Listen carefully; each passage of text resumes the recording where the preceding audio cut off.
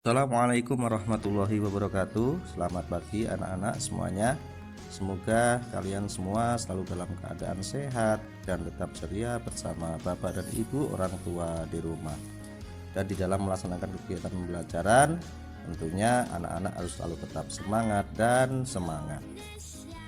Baik anak sekalian, kita lanjutkan untuk materi kita di kegiatan pembelajaran hari ini, yaitu masih di tema 1 subtema 3. Karena sekalian, negara kita Indonesia memiliki rumah adat yang beragam.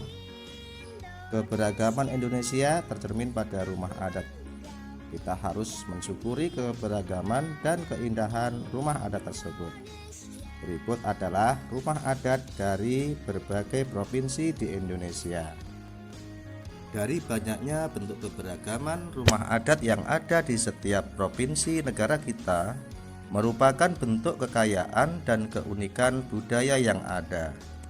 Banyaknya keberagaman yang ada di negara kita merupakan anugerah dari Tuhan Yang Maha Esa yang wajib untuk kita syukuri.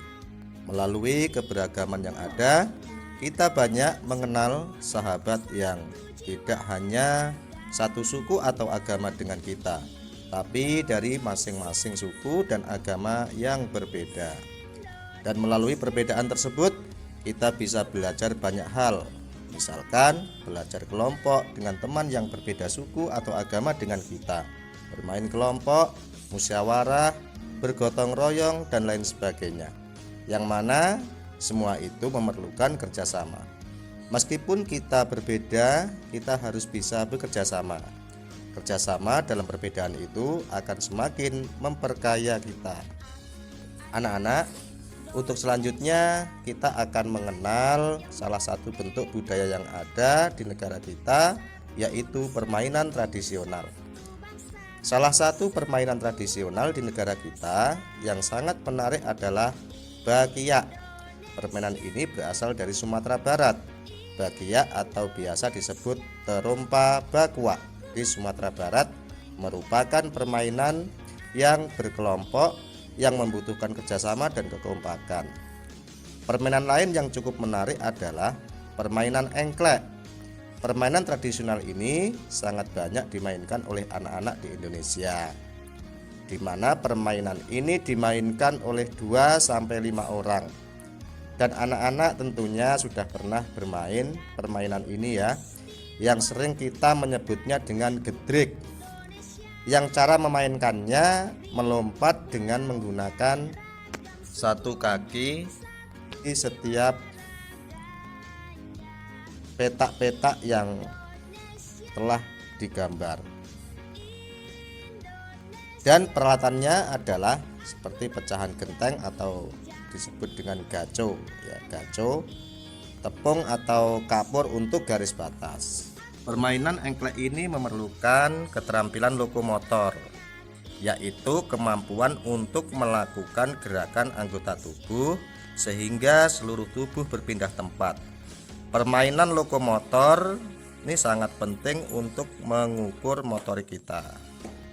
Selain permainan tradisional engklek, bangsa Indonesia juga mempunyai banyak permainan yang diwariskan secara turun-temurun, yaitu tentang budaya Fahumbo batu atau lompat batu yang biasa dilakukan oleh masyarakat Nias. Dari beberapa permainan tradisional tersebut, tentunya ini membutuhkan teriakan pemainnya. Semakin banyak yang berteriak, semakin banyak pula suara yang kita dengar. Nah, pernahkah anak-anak berteriak di lapangan? Apa yang terjadi? Bandingkan ya ketika kalian berteriak di kamar mandi. Untuk lebih jelasnya, berikut adalah teks tentang pemantulan dan penyerapan bunyi agar anak-anak lebih paham. Yang pertama adalah pemantulan bunyi. Sebuah kelereng yang kita lempar di dinding yang keras akan mengalami pemantulan. Demikian juga dengan bunyi. Bunyi juga dapat memantul jika dalam perambatannya dihalangi oleh benda yang permukaannya keras, seperti kayu, kaca, dinding, atau besi. Yang kedua adalah penyerapan bunyi. Bunyi juga dapat diserap. Benda-benda yang dapat menyerap bunyi adalah benda yang permukaannya lunak. Benda yang demikian disebut peredam bunyi. Misalnya karpet, goni, kertas, kain, busa, dan wol.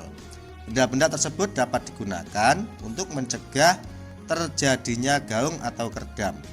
Dinding dan langit-langit gedung pertemuan, studio rekaman, dan gedung bioskop dilapisi dengan bahan-bahan tersebut supaya tidak terjadi gaung atau kerdam. Yang selanjutnya adalah macam-macam bunyi pantul.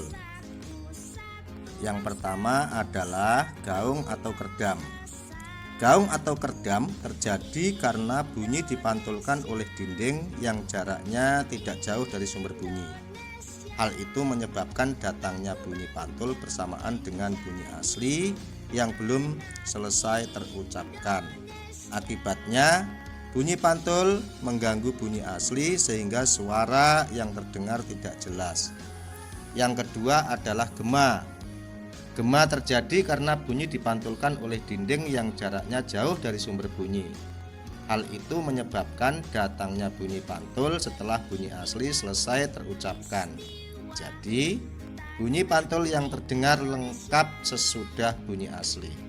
Gema sering terjadi di gua-gua, lembah-lembah, dan bukit-bukit yang jaraknya jauh serta permukaannya keras dan rapat. Selain itu, gema juga dapat dipergunakan untuk mengukur kedalaman jurang atau gua. Demikian anak-anak materi yang Bapak sampaikan di kegiatan pembelajaran hari ini. Mudah-mudahan anak-anak bisa memahami dengan materi yang Bapak sampaikan di kegiatan pembelajaran hari ini. Dan Bapak akhiri, wassalamualaikum warahmatullahi wabarakatuh.